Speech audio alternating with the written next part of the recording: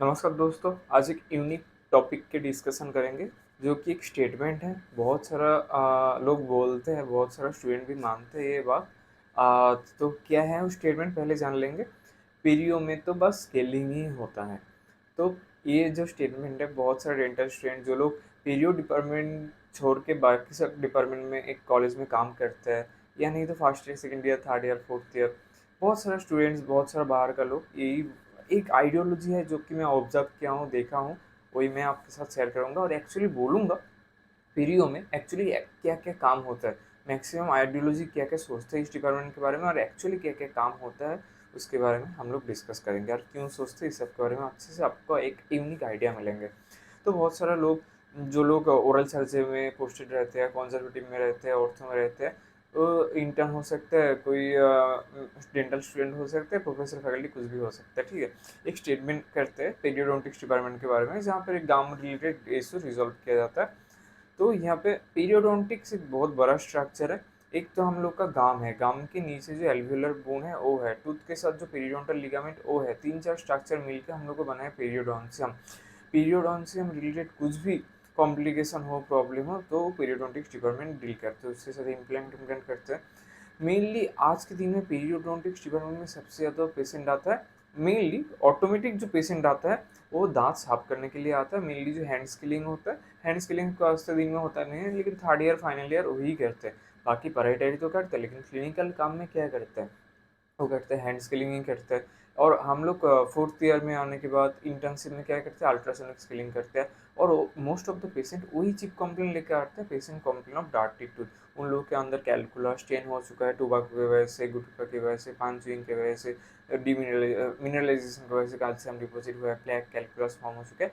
तो दांत साफ करने, ये करना है, उसके लिए मोस्ट ऑफ द पेशेंट 99 100 में से आपका 90% आएंगे दांत साफ करने के लिए। तो हर वक्त जो भी आएंगे बाहर से, जो स्टूडेंट देख रहे हैं, फैकल्टीज देख रहे हैं, कोई देख रहा है, तो वही सोचेंगे पीरियो में बस स्केलिंग ही होता है। बाकी बहुत ही कम रेयर कुछ ट्रीटमेंट्स है। और जो जो ट्रीटमेंट्स है पीरियोडोंटिक्स, एक मैं बोल सकता हूँ थोड़ा हायर एफोर्डेबिलिटी इस टाइप का ट्रीटमेंट पीरियो में है। जो जो ट्रीटमेंट है उस सबका कॉस्ट थोड़ा बहुत बाकी डिपार्टमेंट से थोड़ा ज़्यादा है। तो ये भी एक मैटर है, सोचने का चीज़ है। तो हम लोग आज डिस्कस करेंगे, ये एक स्टेटमेंट है, लेकिन पीरियो डिपार्टमेंट के बस स्केलिंग है, इम्प्लांट भी तो होता है। पीरियोडोंटिक्स जो डिपार्टमेंट है, यहाँ पे इम्प्लांट सिखाया जाता है, जो कि एक हाई कॉस्ट ट्रीटमेंट है। 10 15 20 हज़ार के एक इम्प्लांट आता है। लेकिन स्केलिंग और इम्प्लांट के अलावा भी और क्या क्या चीज़ होता है उसके बारे में हम लोग को जानना इम्पोर्टेंट है, क्या क्या है, बस एक बार क्विकली ब्रीफली जान लेंगे। और मेरा एक प्ले लिस्ट है टाइप्स ऑफ डेंटल ट्रीटमेंट्स, वो वाला प्ले लिस्ट में जाइए, उसका लिंक मैं दे दूंगा।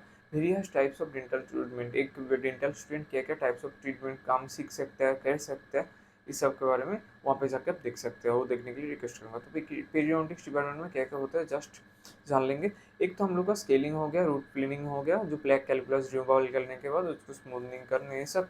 उसके बाद लिप रिपोजिशनिंग, लिप का स्ट्रक्चर में कुछ प्रॉब्लम हुआ तो रिपोजिशनिंग का प्रॉब्लम हो, ये सब।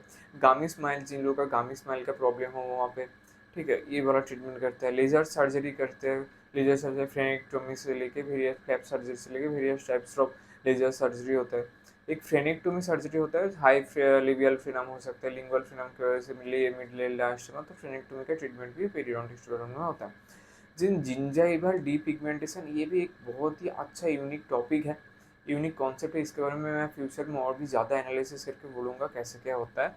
जस्ट जिंजाइवल का कलर में कुछ प्रॉब्लम हो, आपका सेटिस्फाइड नहीं हो, उसका चेंज करवाना चाहते हो, ब्राइटर ह्यू पाना चाहते हो, तो जिंजाइवल डीपिगमेंटेशन का काम भी पीरियोडोंटिक्स डिपार्टमेंट में होता है। और इम्प्लांट तो बोला ही, जो तो हाई कॉस्ट है ट्रीटमेंट है। देन फोटोडायनामिक थेरापी है, जिसकी वजह से लाइट रे से, एक टाइप ऑफ पार्टिकुलर फ्रीक्वेंसी का लाइट रे से जो जिंजाइवल कुछ बैक्टीरियल ग्रोथ को इनहिबिट किया जा सकता है, photodynamic therapy. Crown lengthening, crown hydra अगर कम रहे तो जिंजिविक्टोमी वेरियस सर्जरी। जीटीआर जो है गाइडेड टिश्यू रीजनरेशन का, ये सब पीरियोडोंटिक्स डिपार्टमेंट का अलग और कुछ डिपार्टमेंट में नहीं होता। उसके बाद गम का कुछ प्रॉब्लम हो, गम का रिसेशन स्टार्ट होता है, क्योंकि आज के दिन में कोई भी बहुत सारा पेशेंट को स्कैनिंग कैलकुलस तो हो रहा है, उसके साथ साथ गम रिसेशन भी हो रहा है। वहाँ पे लोकल ड्रग डिलीवरी सिस्टम के बारे में जानना है, कोपैक के बारे में जानना है, कैसे देते हैं। इम्प्लांट तो हो रहा है, उसके बाद बोन ग्रेफ्ट देने के बाद मेम्ब्रेन, साइनस लिफ्ट, ये सब। साइनस लिफ्ट तो ओरल सर्जरी में होता है, लेकिन पीरियो में चाहे तो ये लोग कर सकते हैं। देन टूथ पॉलिशिंग, शाइनिंग, इस सब का काम, flap surgery, various types of, उसके बाद टूथ ज्वेलरी नाम का एक ट्रीटमेंट है। ये सब मैं जो बोल रहा हूँ आप नोटबुक में लिख सकते हैं आपके आसपास पेन पेपर लेके। लिखने के बाद एक एक टॉपिक के जाके गूगल में सर्च कर सकते हैं, यूट्यूब में वीडियो देख सकते हैं, बहुत अच्छे से आइडिया क्लैरिटी बहुत कुछ हो जाएगा, आपको समझ में आ जाएगा क्या चीज़ एक्चुअली होता है। तो almost 22-25 types of treatment minimum है, और भी रिसर्च करेंगे तो और भी पता चलेंगे क्या क्या टाइप्स ऑफ ट्रीटमेंट्स है। तो tooth jewellery, smile designing, splinting, fibre splinting होता है, वायर का स्टेनलेस स्टील का स्प्लिंटिंग होता है।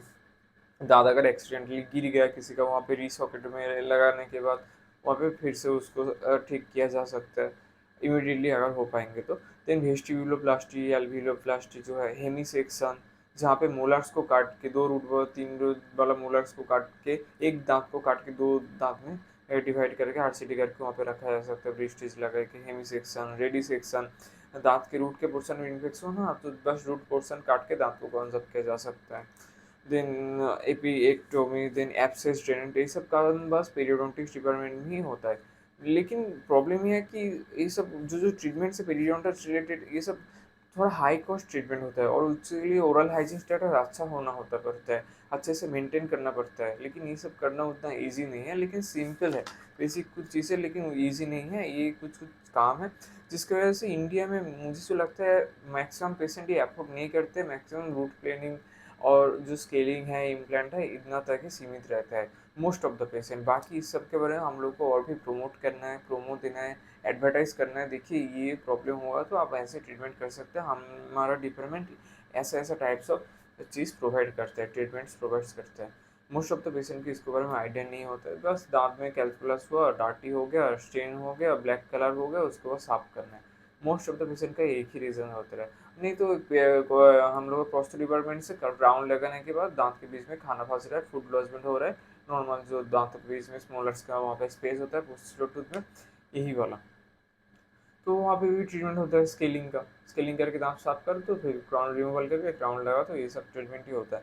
लेकिन हम लोग को इस सब के ट्रीटमेंट के बारे में जानना है, और भी पेशेंट को समझाना है, कॉन्विंस करना है। देखिए हाँ ये आपको प्रॉब्लम है, ओरल कैविटी को जब देखेंगे पेशेंट को, सब कुछ एक साथ देखना है आपको, ये सब ट्रीटमेंट्स के बारे में आइडिया रहेंगे तब पता चलेंगे ये जो पेशेंट को क्या क्या ट्रीटमेंट्स का नीड है। ठीक है, उस तरह पेशेंट को आपको बोलना पड़ेगा, सर आपकी ये चीज़ है, अभी ये सब करवाएंगे तो और भी बेटर रिजल्ट ला सकते हैं, ये हो सकते हैं, तब जाके पेशेंट को समझ में आएगा। जो कि हम लोग एक डेंटल स्टूडेंट को थर्ड ईयर फोर्थ ईयर में आने के बाद भी बहुत सारा कुछ पता नहीं होता, एक नॉर्मल जो पेशेंट आता है उसके इस सब के बारे में क्या पता होगा।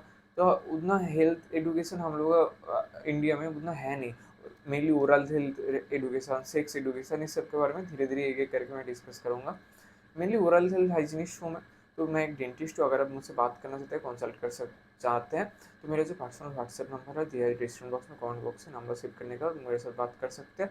बहुत ही मिनिमम चार्जेस में, एक बारगर से भी कम प्राइस में बात कर सकते हैं, और टाइम देके वहाँ पे मैं बात करता हूँ जूम मीटिंग में। बाकी चैनल को सब्सक्राइब करने के लिए रिक्वेस्ट करूँगा। जो प्लेलिस्ट में बोला था टाइप्स ऑफ डेंटल ट्रीटमेंट, वहाँ पे जाइए, देखिए, चेक कीजिए, नया नया चीज़ सीखने को मिलेगा। और मैं रिक्वेस्ट करूँगा आपके जान पहचान आसपास का कोई एक को एक सब्सक्राइबर बढ़ाने के लिए आप खुद तो कर दीजिए, रिक्वेस्ट करूँगा, और कोई एक 1+ सब्सक्राइबर करने के लिए थोड़ा रिक्वेस्ट कर दूँगा। और मेरा एक व्हाट्सएप ग्रुप है, इस सब रिलेटेड चीज़ वहाँ पे डिस्कस होता है, बहुत सारे डेंटल स्टूडेंट, मेडिकल स्टूडेंट, बहुत सारे लोग वहाँ पे ज्वाइन है। मैं रिक्वेस्ट करूँगा ग्रुप में ज्वाइन करने के लिए, link description box comment box में दिया है, वहाँ पे जाके चेक कीजिए क्या क्या है डिस्क्रिप्शन कमेंट बॉक्स में, धीरे धीरे अच्छे से चेक कीजिए और देखिए। ठीक है, वहाँ पे बहुत सारा चीज़ नया नया जानने को मिलेगा। लिंक में क्लिक करने के बाद व्हाट्सएप ग्रुप में ज्वाइन करने के लिए रिक्वेस्ट करूँगा। तो ये सब चीज़ है, तो आज का वीडियो यहाँ पे ख़त्म करते हैं, मिलते हैं आपके नेक्स्ट वीडियो में। नमस्कार।